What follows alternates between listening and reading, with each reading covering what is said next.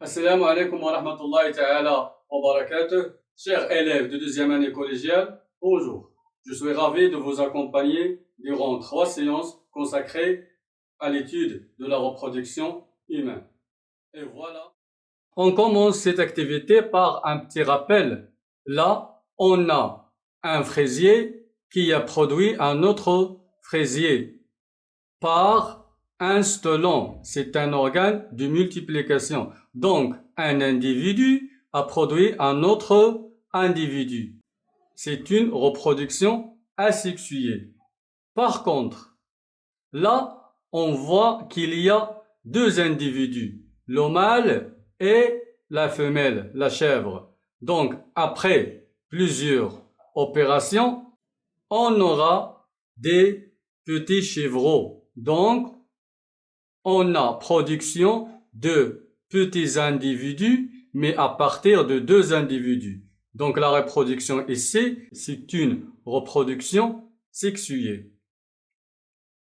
Donc, la reproduction est soit sexuée ou bien asexuée. La reproduction asexuée, c'est la capacité des organismes vivants de se multiplier seuls. Alors que la reproduction sexuée, c'est la reproduction d'un nouvel individu à partir de deux individus de la même espèce, mais de sexe différent, c'est-à-dire le mâle et la femelle. Là, on commence notre cours. On a cette image comme situation, problème. On voit une famille. Donc, le père, la mère et les deux, ils ont produit des enfants. Donc, la reproduction chez l'espèce humaine est une reproduction sexuée. Très bien. Car elle nécessite la présence d'un mâle qui est l'homme et d'une femelle. Autre chose, on voit bien qu'il y a 3 enfants. Donc, on peut dire que là, on a 2 garçons et une fille. Parce que elles ont un style différent ou bien des vêtements différents. À part ça, on ne peut pas les distinguer. Mais dès la naissance, on sait bien que c'est une fille et ces deux-là, ce sont des garçons, car la fille, elle a un appareil génital femelle et les garçons, elles ont un appareil génital mâle. Donc là, on peut déduire qu'il y a un caractère qui sépare les filles des garçons. On l'appelle des caractères sexuels primaires. Aussi, on peut comparer le père et les enfants. Là, le père, il a des épaules larges, barbe, les enfants, pas encore. Et la fille avec la maman, on voit bien que la mère a une poitrine et la fillette, pas encore. Donc, il y a une différence entre les enfants et les personnes adultes. On déduit qu'il y a une période de transformation pour que les enfants arrivent à l'âge adulte. Cette période, c'est la période de la puberté. Donc, la puberté, c'est une période de transformation entre l'enfance et l'âge adulte.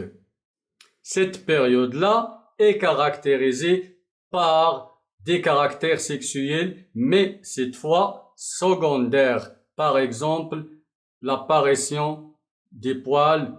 Et comme ça, la première activité prend fin. Après cette activité, on peut déduire plein de choses. La première, le mode de la reproduction chez l'homme. Donc, l'homme a une reproduction sexuée car il nécessite l'intervention d'un mâle et d'une femelle, c'est-à-dire un homme et une femme. Donc, quels sont les rôles de l'homme et de la femme?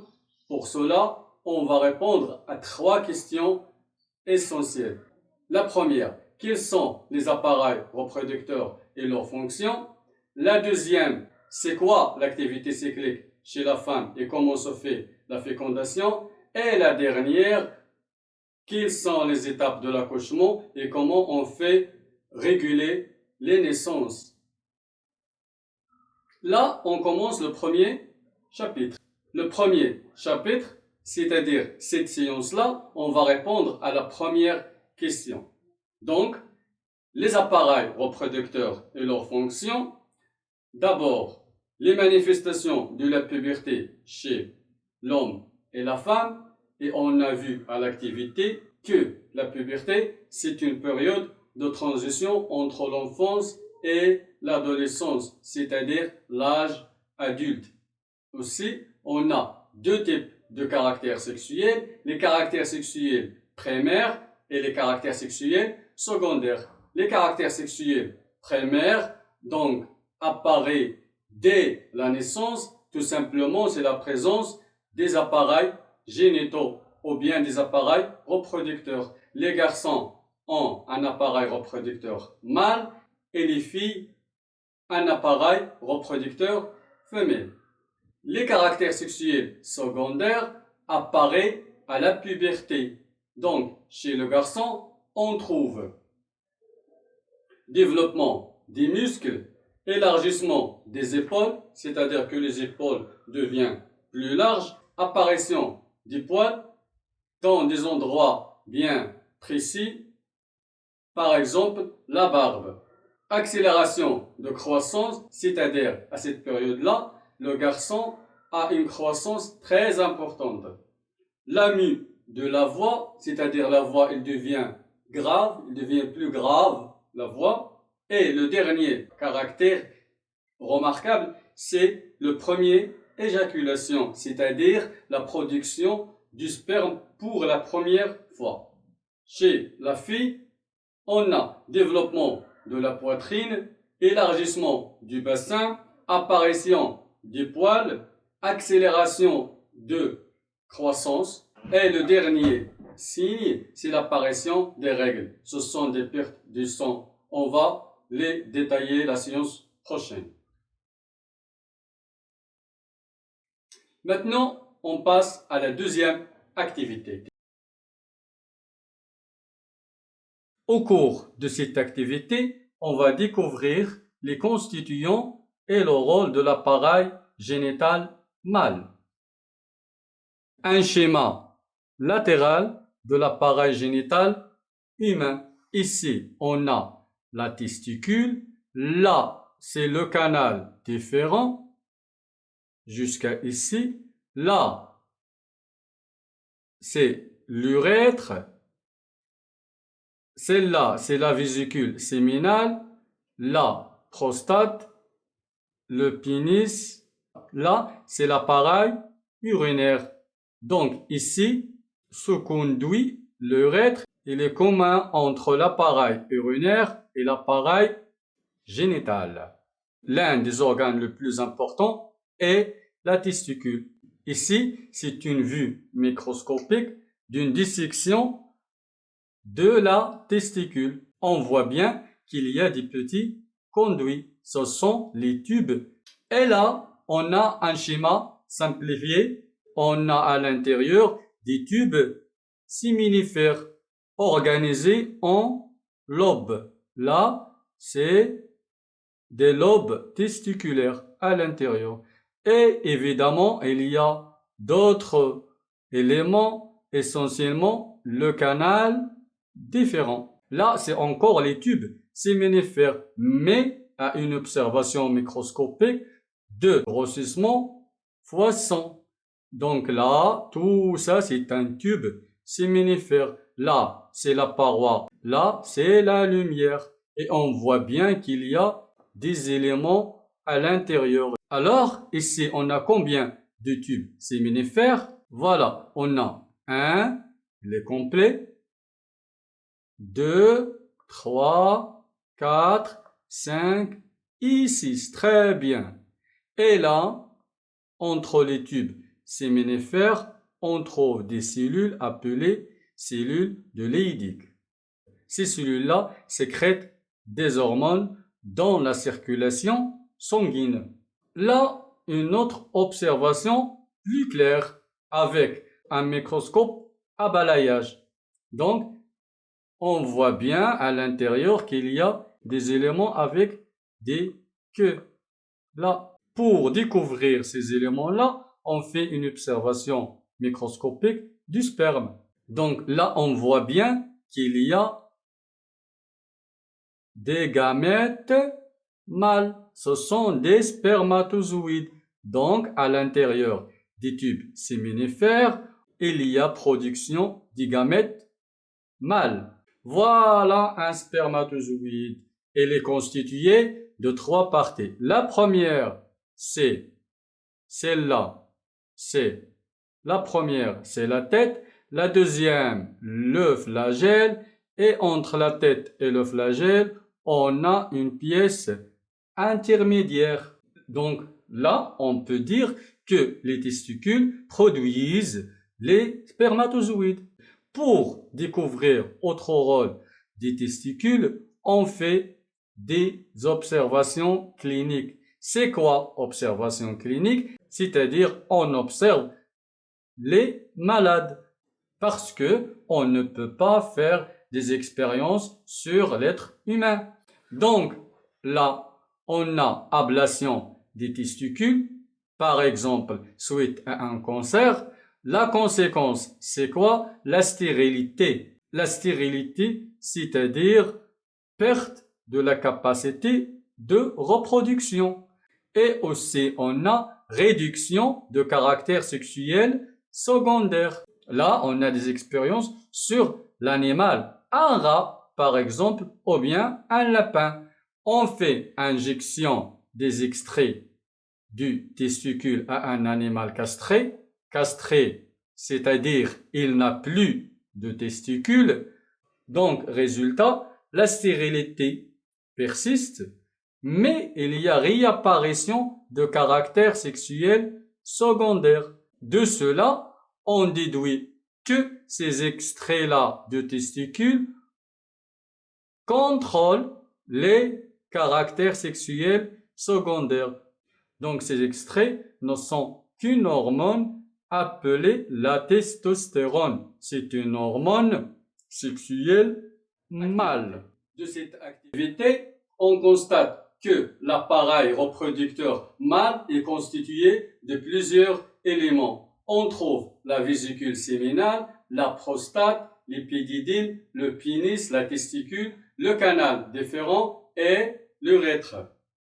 Aussi, on a vu les rôles de la testicule. Le premier rôle, c'est la production des gamètes mâles, très bien, qu'on appelle les spermatozoïdes. Et ce spermatozoïde, il est constitué de 3 parties. La tête, la pièce intermédiaire et le flagelle. Le deuxième rôle de la testicule est la production d'une hormone appelée la testostérone. Cette hormone-là contrôle les caractères sexuels secondaires.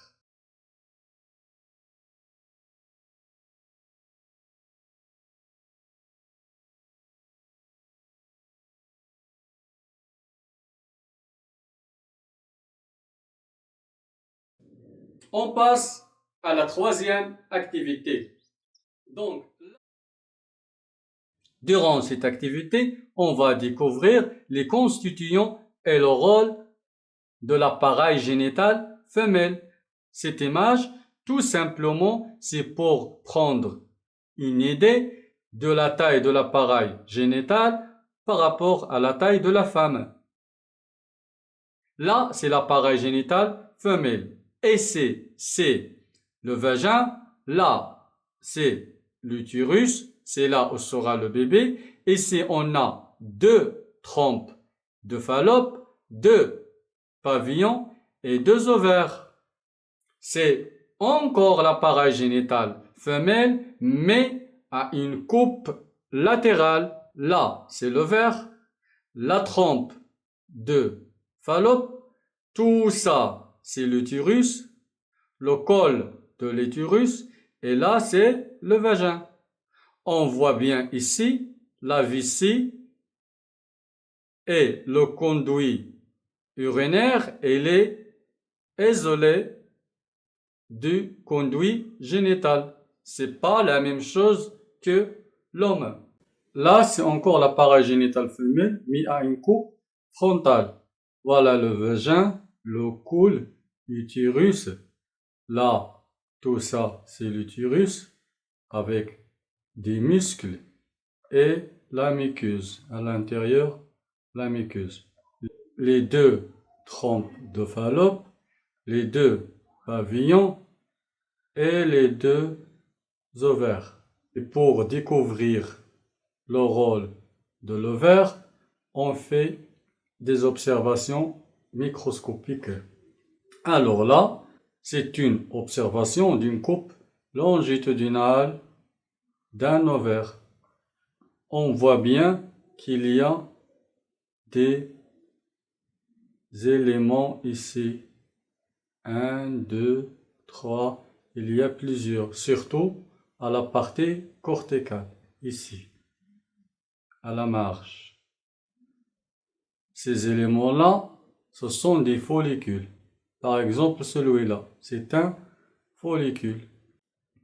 Donc, on voit bien que c'est une grande cellule entourée de petites cellules. Là, ce sont des cellules protectrices. Protectrices parce qu'elles protègent la grande cellule qui est le gamète femelle, l'ovule. Là, c'est le noyau, le cytoplasme et la membrane cytoplasmique. Et là, tout ça, c'est un follicule. Tout ça, c'est un follicule. Donc, l'ovaire produit les gamètes femelles, les ovules. Et pour découvrir autre rôle de l'ovaire, on fait des observations cliniques. Alors, lors d'une ablation des ovaires, si la femme, par exemple, a un cancer aux ovaires, donc, comme conséquence, la stérilité, aussi réduction de caractère sexuel secondaire. On constate que l'ovaire, elle contrôle les caractères sexuels secondaires. La stérilité, elle est due à l'absence de gamètes femelles parce que la femme n'a plus d'ovaire qui va produire les gamètes femelles. Pour une confirmation, on fait des expériences sur l'animal, par exemple des souris. Donc, injection des extraits de l'ovaire à une femelle sans ovaire. Donc, ces extraits-là, on rappelle que ce sont des hormones, ne sont pas des gamètes. Comme résultat, on a stérilité parce que la femelle n'est plus capable de produire les gamètes femelles car elle n'a plus d'ovaire. Très bien. Mais il y a réapparition de caractère sexuel secondaire. Cette réapparition, elle est due aux extraits de l'ovaire. Donc, elle est due aux hormones. De tout ça, on constate que les ovaires contrôlent les caractères sexuels secondaires par les hormones. Donc, là, on a vu que l'appareil reproducteur femelle est très différent de l'appareil reproducteur mâle. On trouve le vagin, l'utérus, le col de l'utérus, l'ovaire, le pavillon et la trompe de Fallope.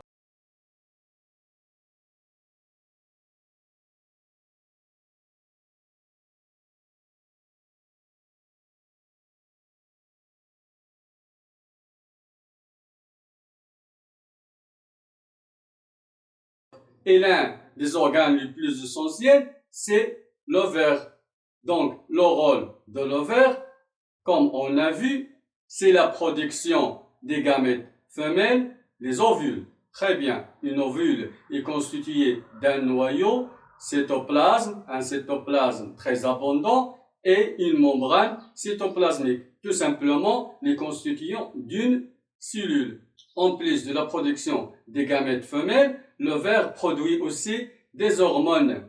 Ces hormones-là sont soit la progestérone ou les oestrogènes. Ces hormones-là contrôlent les caractères sexuels secondaires. Donc, Les hormones sexuelles, on a deux types. Des hormones sexuelles mâles chez l'homme et des hormones sexuelles femelles chez la femme. Ils sont sécrétés à la période de la puberté, ce qui fait à la puberté, on a apparition des caractères sexuels secondaires.